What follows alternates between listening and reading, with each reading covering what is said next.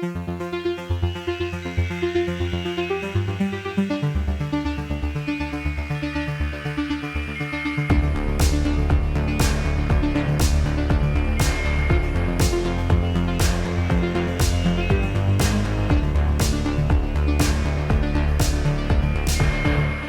everybody, and welcome back to another episode of Every Horror Movie on Netflix, the podcast where we watch, review, and discuss every horror movie on Netflix. I'm Patrick, and I'm back here with Allison with an I. Hey. And Allison with a Y. Hello. Our new co-hosts back for their second episode of all time. If you didn't listen to our last episode about Bone Tomahawk, go check that out for sure. Great movie, frankly, and the discussion was a banger. But we are here today to discuss Allison with a Y's pick, The Autopsy of Jane Doe. Allison with a Y, why was this your first ever pick as a new co-host of Every Horror Movie on Netflix? Great question. So I saw it. I saw that it was corpse-centric, as I said in the last episode, and that was intriguing to me. I am a bit of a true crime fan, so I was like, an autopsy? Hello, this sounds interesting. And that was pretty much why I went for it. Nice. Well, I'll give a quick synopsis here, as I did last time. We're trying in this new era to be a little more thorough, but also concise with our synopsizing of these movies. So, The Autopsy of Jane Doe opens at the scene of a multiple homicide in a small town home. A young woman's remarkably well-preserved body has been found half buried in the basement, seemingly unrelated to the other deaths upstairs. From there, essentially the entire movie is set in the morgue at the town coroner's office as the coroner, whose name is Tommy, he's played by Brian Cox, and his son Austin, who's played by Emile Hirsch, conduct their autopsy on the Jane Doe. As they try to unravel the mystery of how Jane died, their autopsy reveals increasingly puzzling clues and eventually seems to trigger supernatural events in the morgue. So, Allison with an I, you and I have seen this movie before. That's right. It's been a long time for me. I watched it with my old co-host, Steven, many years ago, maybe even before the podcast started. And I remember it being a rough day for me. I was like sick or tired or something. I just remember not being like super engaged with the movie. I didn't enjoy it very much. Oh. I'll say like no spoilers on my review yet, but I enjoyed it a lot more this time. What was your experience the first time? What did you remember about this before we watched it for the cast? I liked it. I remember being excited when I heard about Allison with a Y's pick because I would get to rewatch it. And I have seen it a handful of times since my first time. I did think it was scary, so I was excited to revisit that feeling. Fun fact, it was my daughter, my 16-year-old daughter, who's becoming a budding horror lover like myself. This was her first ever horror movie. Whoa. That's so cool. Yeah, big deal. She didn't watch it with me. She watched it while she was in California with her dad, and she watched it with her big sister, who she's watched a lot of her first horror movies with. Mm-hmm. But she reminded me of that when I was watching it the other night, and I was like, that's so fun. Yeah, I was excited to rewatch. It had been a couple of years, but again, I'd seen it a handful of times, so it was maybe my third or fourth time seeing it. Yeah. But this time I paid a lot closer attention because I knew we'd be, debriefing and analyzing in a different way than just a casual watch.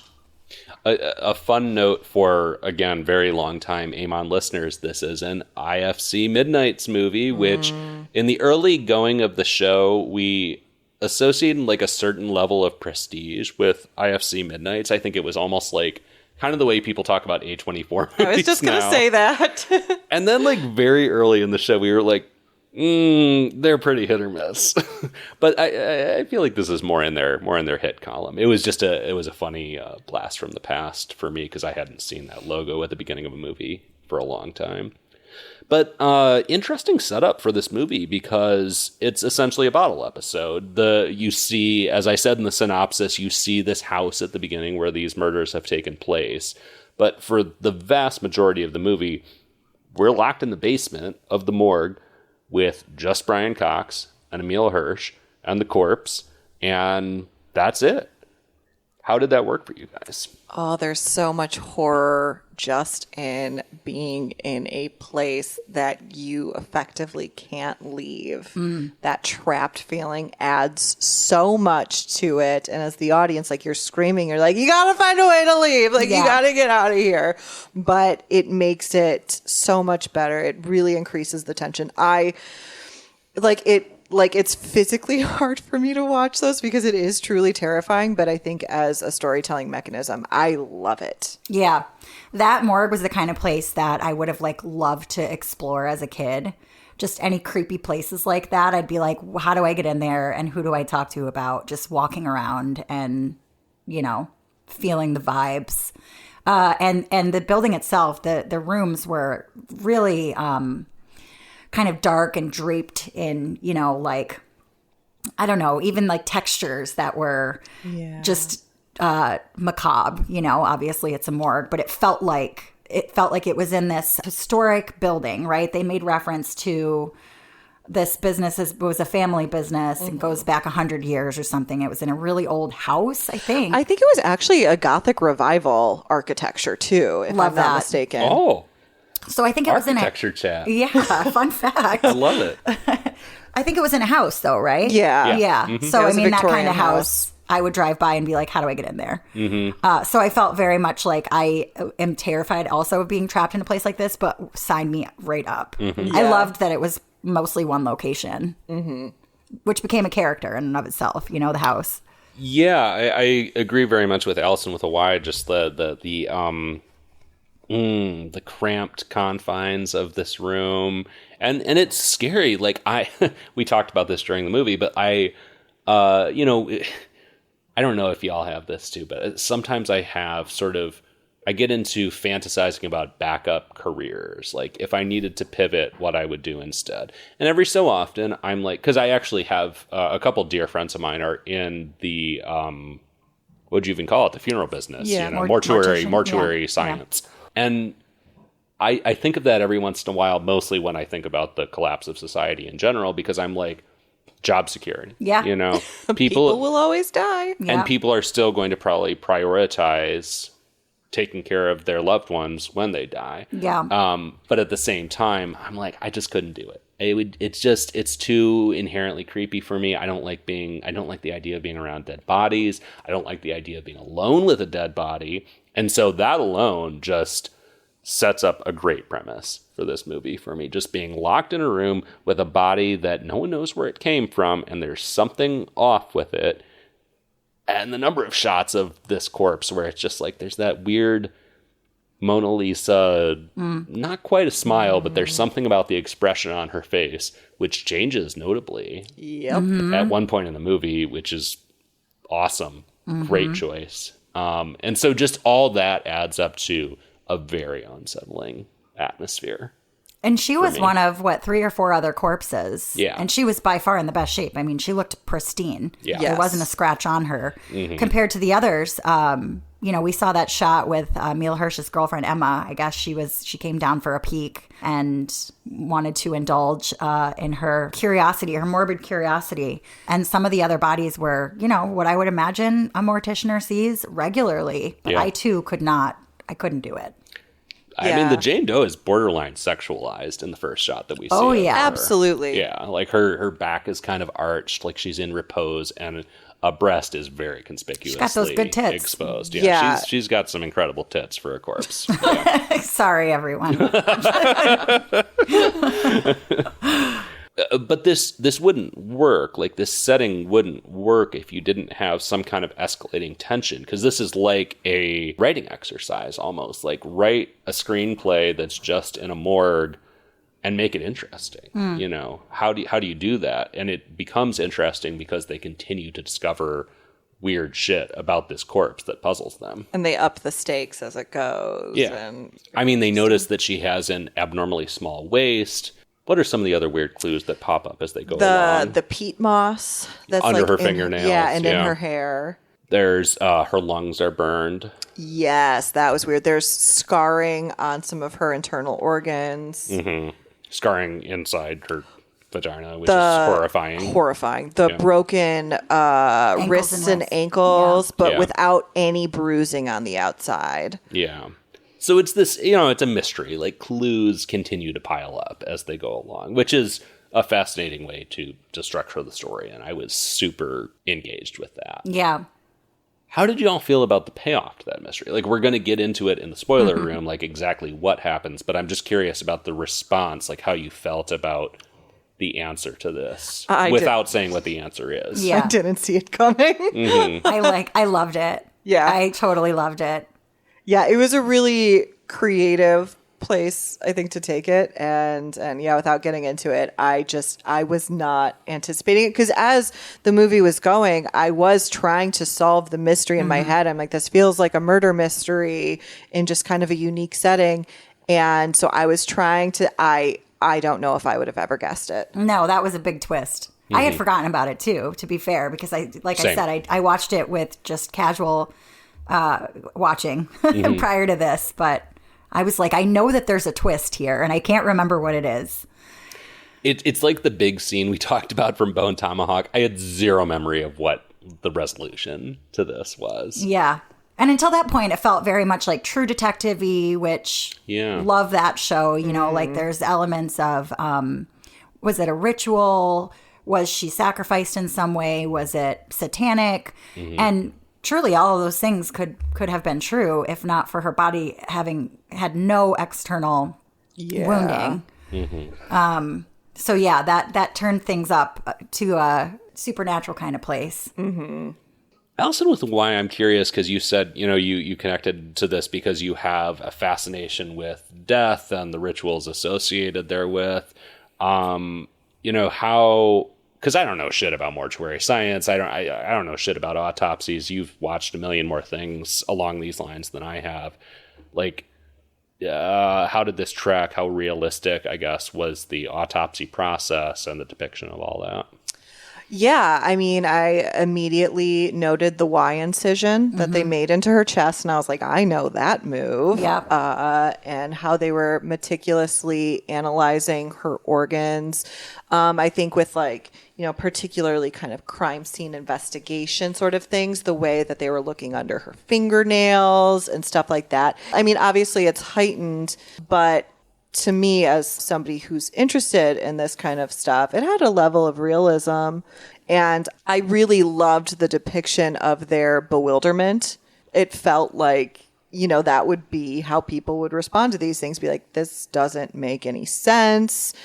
Trying to sort of put the story together of her death. But yeah, anyways, the autopsy felt very realistic to me, with the exception of the corpse looking pristine. Yeah. But obviously we already knew that was established that was not normal. I like the use of the whiteboard and the Polaroid pictures that they were taking. And that felt very much like I could see someone in this field having their own way of documenting anomalies or just painting a picture for themselves of what happened, like the what and the how of the death. But I liked that particular choice that they made to use, because that comes into play later. And we'll talk about that. Well, and I like that because it fit into Brian Cox's, Tommy, the character's name is Tommy's whole perspective of, I don't care about the why. Like, he makes that very clear to his son a few times. He's like, I don't care. My job is not to say why. My job is not to establish motive. My job is to establish how this person died. Yeah. And that was an interesting approach. I'm sure, any coroners listening, they're like, yeah, that's the approach. But to me, as a non-coroner, I was like, oh yeah, that makes sense. Like, their motive is not the issue here. It's just, why the hell did this combination of factors lead up to this person dying? That was interesting to me. I did kind of have one question, and maybe it's just my own ignorance, but I thought it was interesting that the funeral home was doing a crime scene autopsy, a crime autopsy. Oh, that's right. Because usually there's a county coroner, as far as I know, or there's coroners that are specifically with the police departments.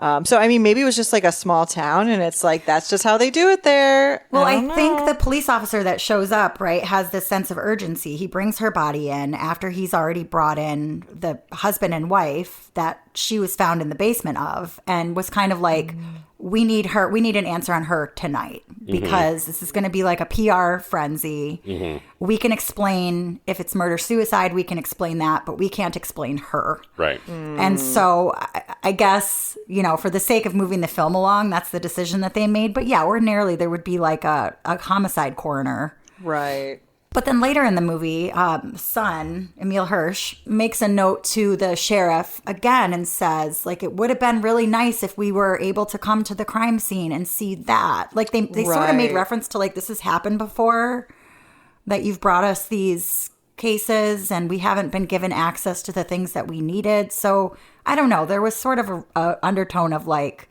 frustration there. Yeah. We're not getting what we need. Yeah, and it could just be the case that like they just live in like a semi-isolated area, that like the county coroner or the coroner just also happens to be the people who run the local funeral home. Right. Which I'm sure is not that uncommon. Right. Yeah. It felt very small town. And I didn't even think about that detail while I was watching it. But yeah, that makes sense that the coroner would not just be in the basement of the funeral home doing a crime scene autopsy. So this movie is very interesting. Again, like we talked about the bottle episode factor, but it's, what they call in the business a two-hander. It's just Brian Cox and Emile Hirsch in a basement. How did their characters and their performances connect with y'all? I loved it. I thought...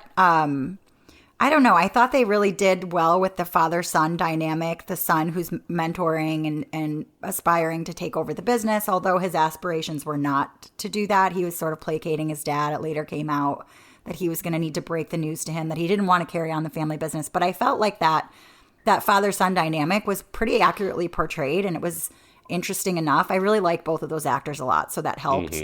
But Brian Cox, I think, is just an incredible actor. Oh. I just adore him. Yes. Yeah, I think Brian Cox, obviously he is amazing. Anything he does, he's such a presence. And Emile Hirsch, I thought, held his own against him, which I don't think is necessarily inherently easy to do with somebody who is such a presence like Brian Cox. Formidable. Yeah. Yes, absolutely. I've always loved Brian Cox, but I, along with the rest of the world, I think have developed new appreciation for him since Succession. But, I mean, the dude could do anything. He could do the shittiest script imaginable and still, make it feel so lived in and bring gravitas and just, that curmudgeonly fucking thing that he does. It just always works. It was weird seeing Emile Hirsch in this because... he, at least to me, has kind of fallen off my radar. He really had a moment there in, late aughts, through the 10s, maybe. And I was like, oh, that guy existed. Yeah. I'm like, yeah, he does. He holds up well enough against Brian Cox. He does what he needs to do. Yeah. He's adorable. Yeah. He's of our generation, right? I think he's 39. I think so, he's my age. And I feel like at one point he was not even a B-side heartthrob. I think I saw him in Lords of Dogtown and was just that hot little skater. Yeah. I mean, he's adorable. Yeah. And he's aged well. And I think, I like him as an actor. I forgot that he was in this and was kind of delighted to be like, oh, hi, Emile, where have you been? Right. Yeah, same. Yeah. The interesting thing about this, I was shocked to learn this when I was reading up on the movie afterwards, but the movie is actually kind of technically, I said a two-hander, but kind of technically a three-hander because the corpse is actually played by a physical actress laying on the table for most of the movie. They did have prosthetics that they used in some cases, but it was mostly an actress who was very intentionally cast, and the director, André Øvredal, said basically that she held everything together. She made everyone else feel comfortable by her presence there. And I think it explains a lot about, I mentioned, sort of the Mona Lisa smile effect with this corpse. And it makes so much sense that it wasn't just a hunk of plastic laying on the table most of the time. It was an actual person, because it feels real. And it's not just like the ticking clock that you get from this movie where it's like, okay, something's off, especially as things get more supernatural. It's not just the effect of that, but it's a human that you're looking at who ties this thing together without a single line, let alone like opening her eyes ever, you know? Yeah. She is a presence. Mm-hmm.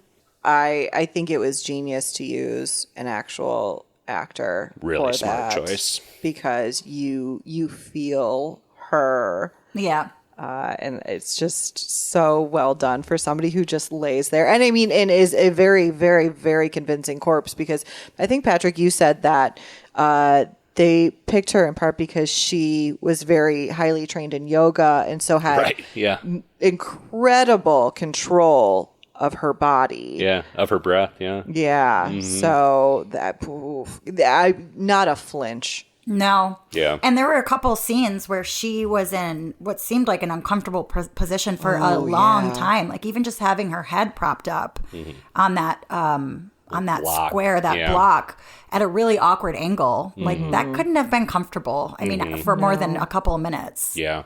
Yeah. Yeah, I was stunned when I learned that, and then it made so much sense to me. Like, I really think it is a super smart choice on their part for, you know, what a character the corpse is in the movie. The autopsy got to me. In what way? It was graphic. Yeah. Yeah, it looked like an autopsy. Right. And I think that's just an interesting point on violence, I guess, because I love a gory movie, but something that's over the top. And yeah, just an autopsy. It feels so realistic and so clinical. And there was just stuff that kind of made me cringe, and not in a sense that I thought it was excessive or didn't have a place in the movie. It was just occasionally rough for me. Like one of the most cringy in the classical sense, like that I cringed at it, and not in like, you know, the Zoomer sense of like, oh, that sucks. But one of the most cringy things I've ever seen in a movie, cringe inducing, is Silence of the Lambs, pulling the moth out of the corpse's mouth. It's just like, ugh, I don't like it. Yeah, there was a good amount of that. This hit me in the same way. Yeah. Yeah, I mean, literally things out of things. Yeah. What comes out of her nose? A fly or something? Yes. Yeah. Yeah, that was icky. Yeah. That is so interesting, because you can handle gore. Mm-hmm. If it is like a person who is dying, you're like, cool, fun. And I can't handle that, but I can watch autopsies any day. Yeah, it's the realism barrier. I'm the same way. I'm the same way. And anytime there's anything with teeth, it's like I can't handle teeth being pulled out, or like fingernails being ripped out. It's like anything that actually could happen to you. Yeah, feels like anything that's more likely to happen to you than like being, I don't know, having your head bit off by a shark or something. Right. Because I think in like the gore fest that I like, the violence is so over the top that I know not to take it seriously. I might have that you kind of moment, but mostly I'm just like, that's ridiculous. I mean, a good example is like Bone Tomahawk that we just talked about. They have the same fucking kill in Terrifier. Like Art the Clown hangs a girl upside down and cuts her the exact same way the guy gets cut in Bone Tomahawk. And in Terrifier, I'm like, and I said this on the episode, this is the exact like phrase I use. I'm like, oh, look at that. You know, it's just like, to me, it's silly. And I'm thinking about the craft more than anything. But if you give me a moment that feels real, like it does in Bone Tomahawk, I react totally differently. I'm with you on that one. I feel the same. Yeah, the autopsy didn't bother me. But again, I think I'm with Allison with a Y, in that like I love true crime. I follow some like morticianers on TikTok, and like love to hear their stories of, and like look at crime scene cleanup. Even though it's grim, it's like this is part of, you know, the mystery surrounding this death or whatever.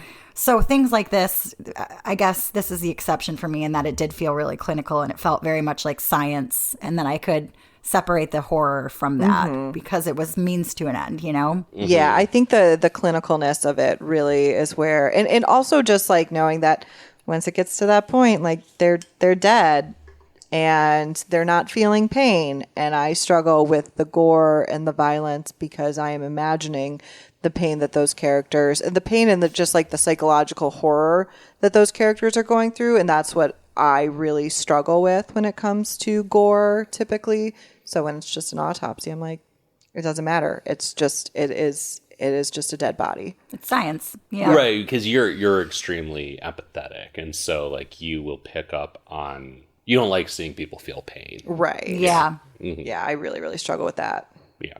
And a corpse can't feel pain. That's right. Exactly. Well, presumably. I was interested to see, so I mentioned the director's name before, but it didn't ring a bell for me when I first looked up the movie. When I went into his filmography, I was surprised to see he had directed a couple things. I had seen Scary Stories to Tell in the Dark and The Last Voyage of the Demeter, as well as Troll Hunter, which I have heard really good things about but haven't seen.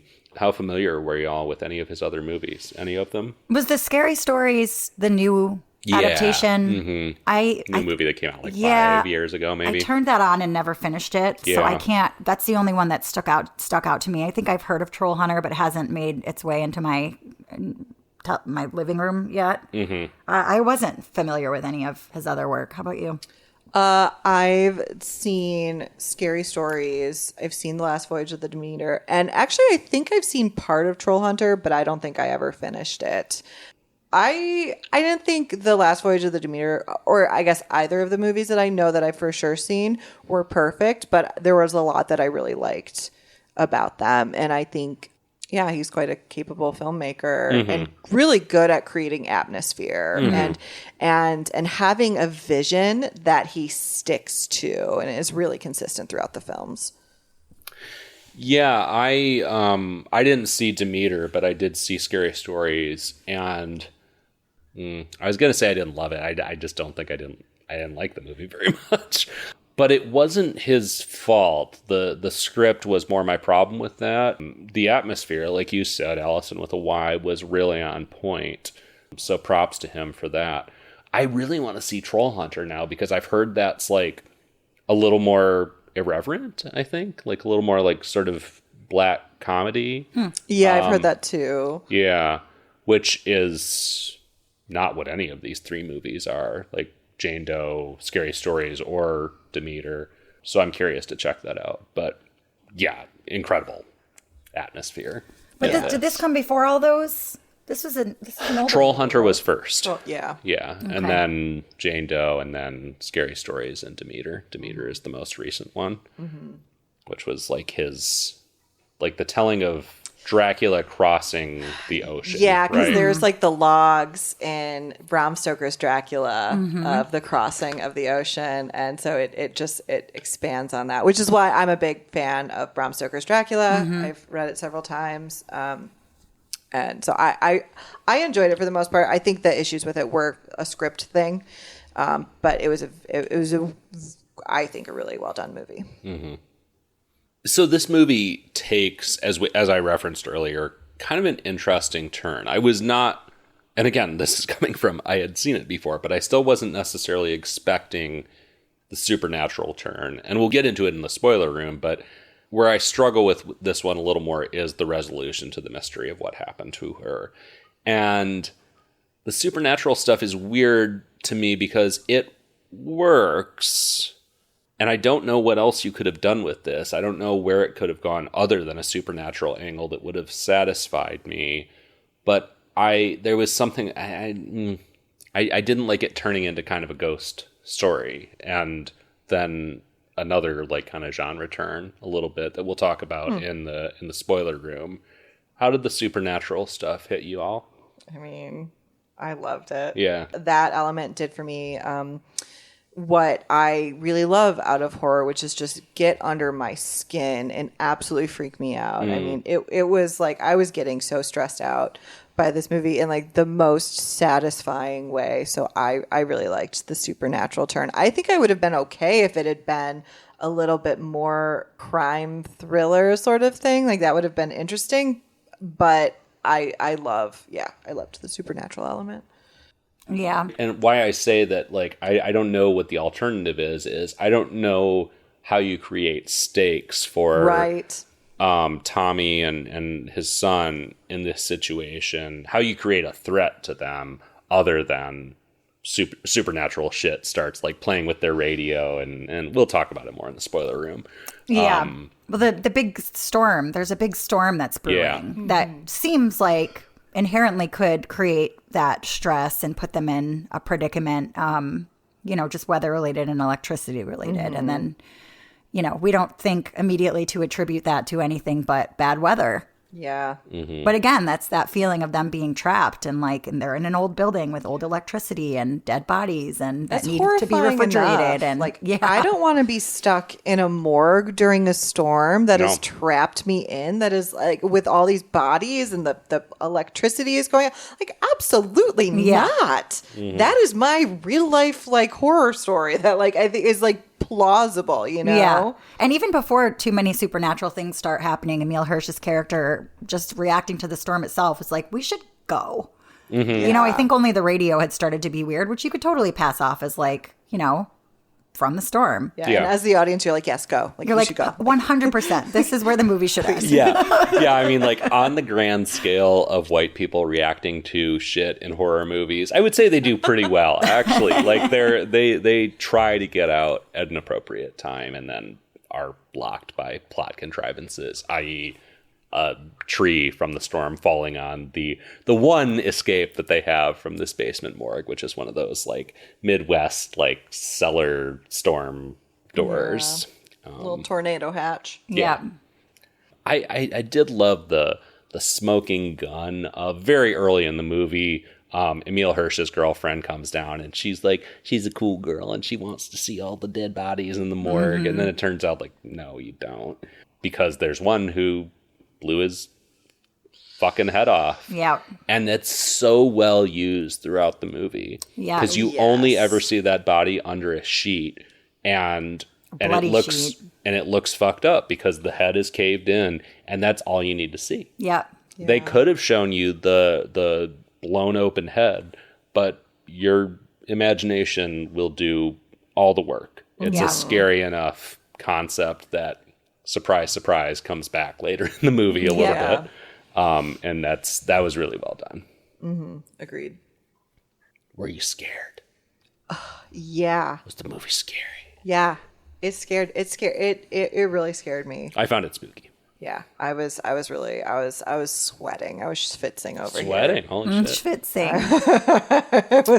It was kind of like one of those situations where, why did I do this? Why did I think this is a good idea? Why am I joining a horror podcast? Just wait. It's going to get so much worse. I know. So much worse. There was a heavy feeling of dread just between the weather and the building itself and this corpse who...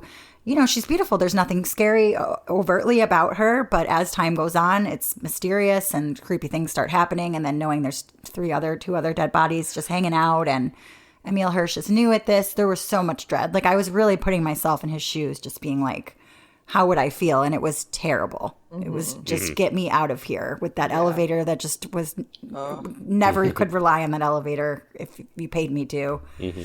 Yeah, I was scared. Spooky movie. Should we review it? Do we have anything else to say before we go to the spoiler room and spoil everything about this movie? I think we're good. All right.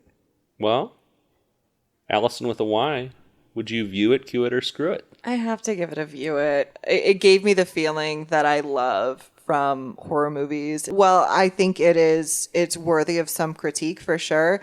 It landed for me. It had me crawling out of my own skin and just kind of mildly dreading watching it. And view it for sure.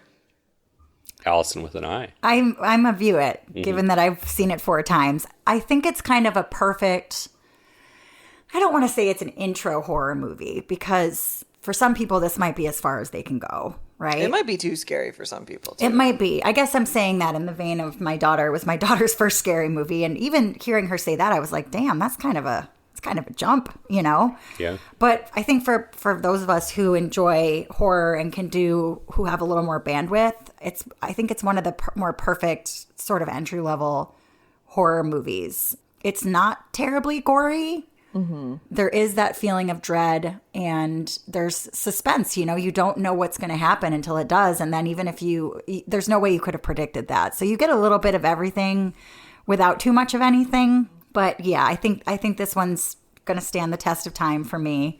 How about you, Patrick? I'm going to go cue it. There's a lot to admire here. As we've said, the atmosphere is incredible. Brian Cox and Emile Hirsch make the most of a challenging setup, being basically the only characters that we interface with for most of this movie. It was creepy. I felt that dread and that fear, but we're going to get into it in the spoiler room. The resolution to this just didn't do it for me. I don't have when Chris was on the show, he'd do Chris rewrites the movie. I don't have a Chris rewrites the movie of how this could have been done better. I think it's a hard concept to pull off a satisfying ending to, and the ending to this did not quite do it for me. But there is a lot to admire, so I'll give it a cue it.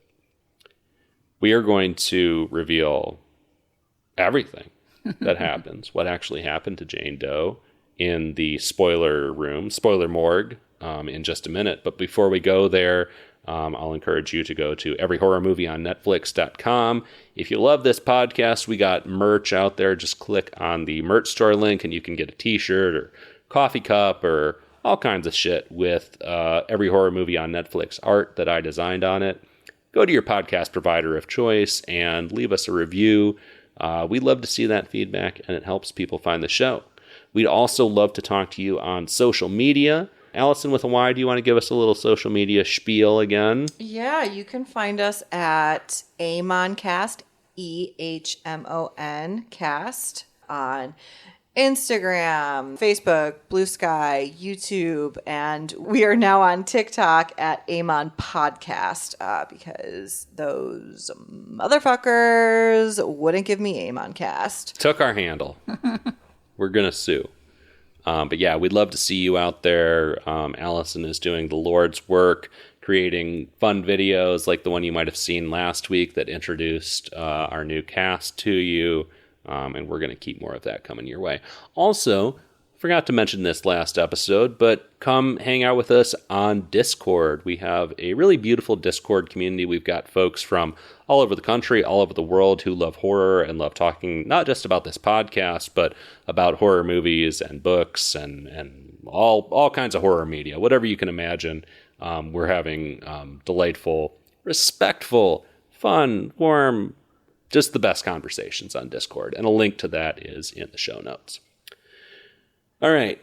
It's storming outside. And I was going to say we have to head down to the spoiler morgue, but I think we're already stuck. I think we're in the spoiler morgue already. I think that tree fell. And the elevator's not working. Yeah, the elevator's not working. We have no choice. We're in the spoiler morgue, and we're going to reveal all the spoilers to the Autopsy of Jane Doe in just a minute. See you there.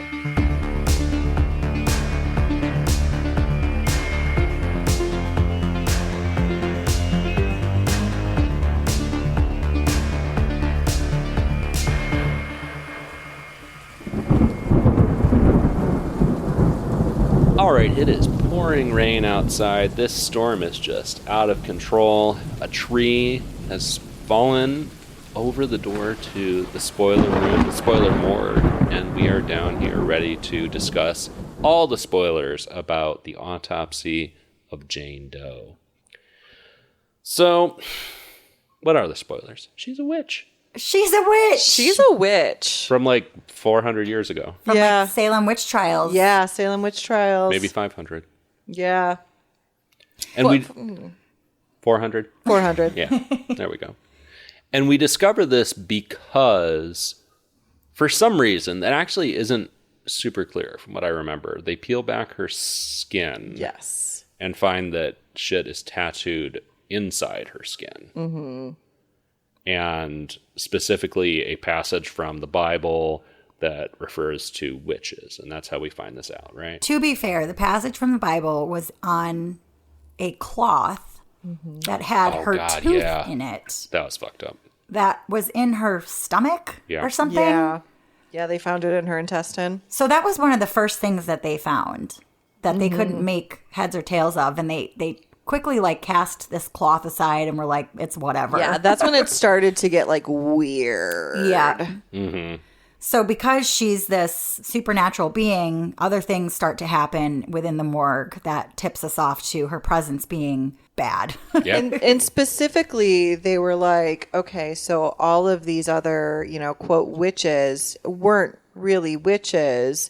What if it's not so much that she had been a witch in life, but in the way that they had killed her, she became a witch in death. Right. That they had cursed her somehow. Oh, right, because I forget which of the two of them says, like, all the witches tried in the Salem witch trials were, of course, famously innocent. Yeah. Right. A witch trial is a witch trial for a reason. We have that expression now. And they're like, they made her in death the very thing that they had feared in life. Right. That was dope.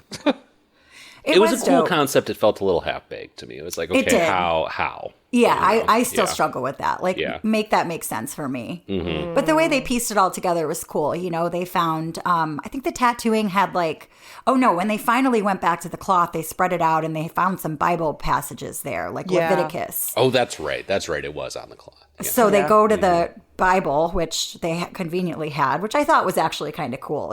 Like if you're going to be in this business, you're going to need to be honoring different religions. And, Yeah. and It made sense. yeah, totally. But they flipped to the part of Leviticus that this cloth referenced, and it made reference to the witches, which cool. But yeah, I mean, they pieced it all together slowly. Yeah.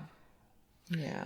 And in the meantime, we have, I mentioned the guy before the corpse who had shot himself in the face, because that corpse gets up and starts walking around with its weird caved in ass face and a sheet covering it and a bell jingling whenever he walks around, because old school coroner trick is to tie a bell to the corpse's toes in case you happen to put somebody on a slab who was just comatose and not actually dead. Fine. That's fun. Yeah, that was little fun. trick. Yeah. That was a fun little scare moment. Yeah, the first time I heard that fucking bell, I lost my shit. I was like, was that the fucking bell? Was that the bell? Why he did that? Yeah, I think when they first rolled out that corpse with the bell, I think before he even explained it, you were like, why does he have a bell on there? Yeah. I was like, because it's going to come back. Yeah. It's going to be and a I was thing. like, oh, I'm going to hate it. Yeah. I'm going to hate it. Yeah. In like the best way, because Yeah. it's going to be so unsettling. Yeah. He And explained again- it to the girlfriend, who we can talk about her fate, I guess. Oh, right. Comes back to retrieve her boyfriend, who said he would take 2 to 3 hours to just finish up this autopsy that he thought would be straightforward. And God damn it, she came back. But somehow he was hallucinating that she looked like one of the corpses that had reimagined Yeah. itself through Jane Doe's evil presence. Yeah. And he axed her. Yeah. Yeah. Yeah. So sad. Yeah. Yeah.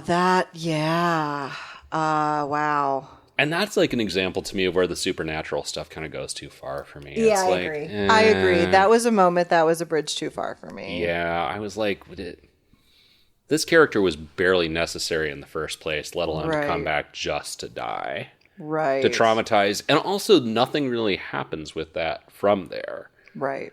Like, the Emile Hirsch character moves on from it almost immediately. There's not really any lasting repercussions or trauma from that moment for him, and it just felt a little cheap, I guess. There was a moment late in the movie where I thought maybe she was a red herring, like that he hadn't actually killed her. I Yeah. wondered that too. Yeah, because he had hallucinated. They had both hallucinated so many things, and so it puts the viewer in a place of what's real, what's not.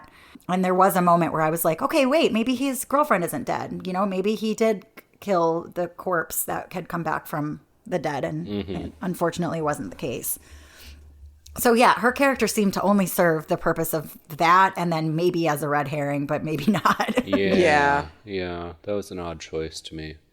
I'm trying to remember what other supernatural things happen. Like there's a fire that sort of Oh, suddenly that's bizarre. CGI fire that engulfs the morgue. at Yeah, one point. Yeah, they're It's trying kind to of annoying. destroy her corpse, and so they throw accelerant. Oh right, yeah, Yeah, he they just throw- drenches it in flammable chemicals. Yeah, and set her on fire. But then through paranormal supernatural abilities, the entire like room starts to go up in flames. So then they have to like put that out, and as they're putting that out, the flames on her go down, and lo and behold, she's not burned. She's unscathed once again. Yeah. Yeah, the fire scene, I was kind of like, I did an eye roll. But again, it's like typical horror stuff that you see. It's like bad CGI, but, Yeah. you know. I think it stood out to me because for the most part, the rest of the movie looked so good, and where CGI is used, it's not conspicuous, and that fire was just like, I'm not looking at a real thing here, and it just stood out like a sore thumb compared to everything else. I think the other part that maybe wasn't needed, the same with the girlfriend's death, was the cat dying. That was That was a lot. Why did the unnecessary cat and have to upsetting. die? Yeah. It had a good name, too. What was the cat's name? Does anybody remember now? Stanley. Stanley. Such Poor a good cat Stanley. name. Stanley. I mean, the point of that? as the owners of cats named Colin Robinson and George Michael appreciate a cat that just has like kind of an old Englishman name, you know? And Stanley. unironically, my cat's Salem. So funny. I think there's an app that you can use. There's a website called Does the Dog Die in This? Yeah. Yep. For people that are sensitive to those things. That's But I don't helpful. think there's Does the Cat Die in This? But that was... I think they do like any animal. Like Oh, they that's do? the That's name right, of the yeah. website, but I think they will tell you like if any animal dies Yeah, in the yeah, movie, right. I basically. think And you're it's right. a very thorough database as far as I know. Yeah. Like you can look up pretty much anything on there and find out, Yeah. which is useful. Yep. Unnecessary, though. Yeah. I think it was meant to add to like they had lost the wife mother figure and she was spoken highly of, then the cat, then the girlfriend, Yeah. and I think it was a setup for the ultimate ending where, spoiler, no one survives. Yeah. Yeah, so does somebody want to break that down? Because I don't know. I felt, again, I don't know. This movie is a little frustrating for me because I'm so into it up until a certain point, and then it's messy. To me, it felt Yeah. messy, and I forget exactly what all happens at the end. I can understand that. So Brian Cox's character basically realizes what is actually going on with her, or what he thinks is going on with her, and that's that she needs a sacrifice, basically, to like finally be at rest. That's what he becomes convinced. And he kind of like has this almost Bly Manor moment, you know, the it's you, it's me, it's us moment, where he's like looking in her eyes and basically saying like, you can take me. Like I will be your sacrifice. Cause at like this point, like how much more does he have to live for? You know, he feels like his son is capable enough on his own. And so he's just like, but don't hurt my son. Don't hurt my son. I think, just to add something, I think that they had since realized that she could feel everything that was happening to her. Yes, that's right. true. Like that her Good neurons point. were still active in her brain. Right. So while they were performing this autopsy, she was actually in pain. That's what they thought, at least. Right. Yeah. So he offered himself as a sacrifice. He was like, very I'll empathetic. I'll take that pain from you. Right, because that's Yes. one of the big revelations is like they cut her open and way more blood comes out right. than Yeah, so they're like, really should. And they're like, she's still actually alive alive. in some way. Yeah. Yeah. Yeah. So they have that moment. And then, so he offers himself up basically as a sacrifice. He dies. Well, so as he's like- taking on her wounds, her that's her right. wounds begin to heal, right? So her Right. wrists and ankles Yes. are unbroken. Her eyes, the cloudiness of her eyes clears up. She's got brown eyes and not gray eyes like they thought she Right. did. And so it's working. Yeah. You think it's like, oh, okay. So like this really is the thing. This is going to thing that's going to like break the curse. That's right. Spoiler alert, it doesn't get broken. Emile Hirsch's character, as he's trying to escape, Talking to the police. so he talking to thinks- the police. So you think like there is like this moment and he he loses his balance and falls over like the banister of the staircase and dies. Yeah.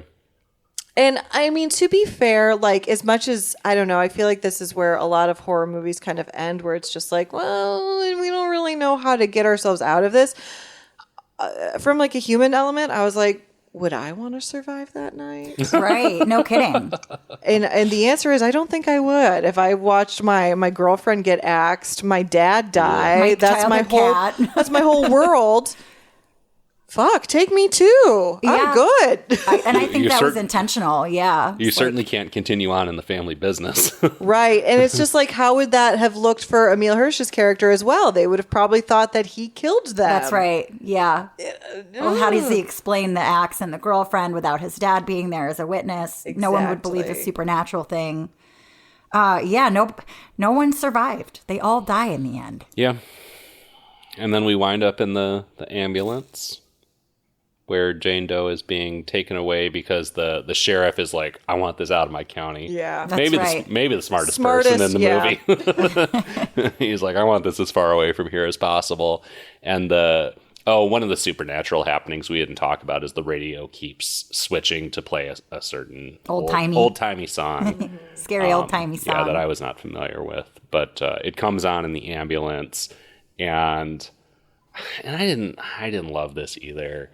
But like her toe twitches a little right at the end, and you hear the jingling bell again, even though there's no bell attached to her, and it's, I mean, fine. Great setup for a 2, but there was no 2. Yeah, I think my biggest issue with the ending, because this is a view for me. I did overall love it. My biggest issue is that I feel like they should have been able to break the curse. Like, what is the point? That would have been much more satisfying. And if they had still all died, but they had broken the curse, I think I would have been so much more satisfied with that ending. But it just felt cheap. Yeah. For them to be like, joke, ha ha ha, she's still doing her thing, and it doesn't make sense to me thinking about like, who were these victims, and we're getting into like the historical aspect, but who are these victims of the Salem witch trials? Like, these are not necessarily like people, like, I mean, they said like she wasn't a witch, she was made a witch in death. And so one thing that bothered me was, it's like, why would this woman who was made to suffer cause so much unnecessary suffering with people who are trying to help her? I kept thinking that too. Like, leave the dad alone. He's a good guy. These are the good guys. They're trying to figure it out. They're trying to help you. And in the end, the dad like thinks he is like helping her. Brian Cox thinks he is helping her. And so that. And then it just like succumbs to horror movie logic instead, where it's like, oh, it would be like scary and cool if he popped back up after he died. Yeah. And it would be kind of sick and scary and cool if like Emile Hirsch died. I don't know. It's just like, for a movie that mostly is very admirable in how it relies on atmosphere, it just falls back on kind of tropey shit at the very last minute. And I think that was what really disappointed me more than anything, even more than like the specifics of like the reveal that she was a witch. I think I might have dealt with that better if not for all the other just kind of standard, perhaps unnecessarily violent tropes that come up at the end.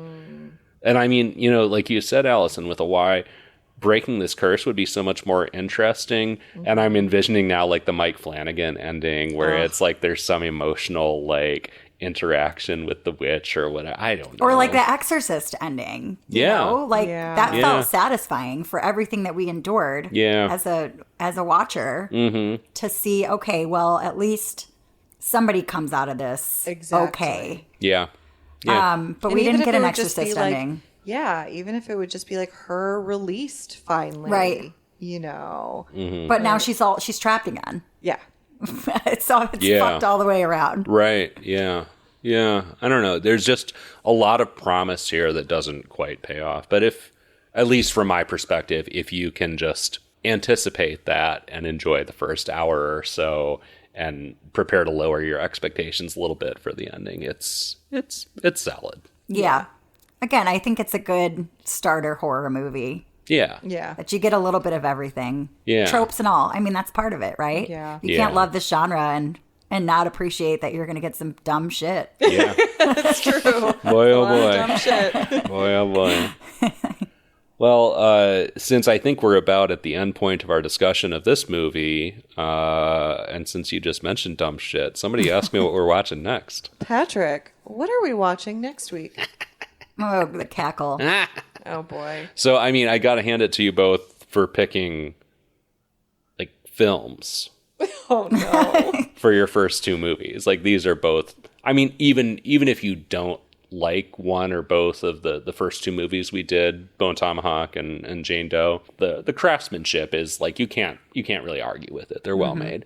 So I was like, there's so much bullshit on Netflix. There's so much trash we're going to be watching. So I have to pick something trashy. So we are watching A Haunted House.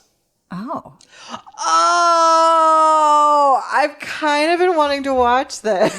I'm not going to lie. It's like knockoff Scary Movie. Yes. Oh my Basically. God. I Yeah. love this movie. Oh, have you seen it? I think I have. It's been a really Yeah. long time. Wait, this movie came out in 2013. Oh, Yeah, wow, this is okay. an older one. Allison with an I, you have Netflix up on your phone right now, actually. So read us the Netflix synopsis of it, as we usually do to preview the next movie.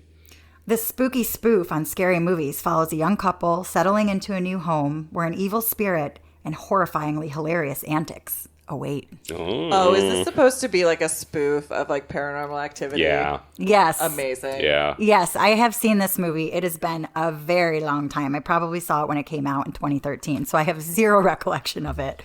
But Perfect. I'm thrilled. I'm thrilled with your choice. Oh, good. All right. This good. is great. Lighthearted. It is like Yeah, I like representing the full spectrum of everything that's out there. So I was like, yeah, A Haunted House. Let's do it. We had a seems great right. time when we did, I think it was like Scary Movie 4 or something a few years ago. So we're doing comedy next time.